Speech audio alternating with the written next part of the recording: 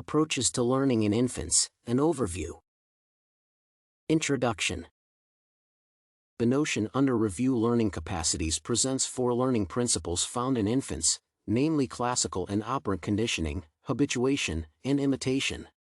This paper aims to summarize the main ideas and findings of the chapter. Classical conditioning. Classical conditioning is a type of learning that is possible due to the existence of newborn reflexes. It appears as a result of combining a neutral stimulus with another stimulus that can lead to a reflexive response.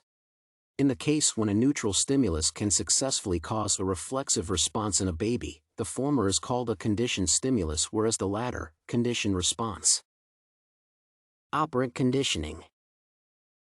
Operant conditioning refers to knowledge acquisition through active interaction with the environment. The results of the child's actions can be reinforcing if the consequence is pleasant, or punishing if the outcome is unpleasant. Habituation. Infants' brains are naturally attracted to novel stimuli to ensure their intellectual development. The habituation process implies that the strength of an infant's response to certain stimuli will be reduced with the increased frequency of exposure to it. Thus, there is a negative association between an object's familiarity and interest. The appearance of new stimuli in a well-known environment returns high levels of interest and engagement in infants, or, in other words, leads to recovery. Imitation. Imitation refers to knowledge acquisition through copying the behavior of others.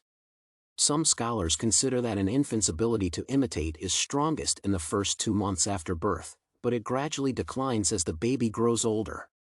Other researchers argue that older kids do not lose the ability to imitate, rather, the time between observation and copying extends. Conclusion.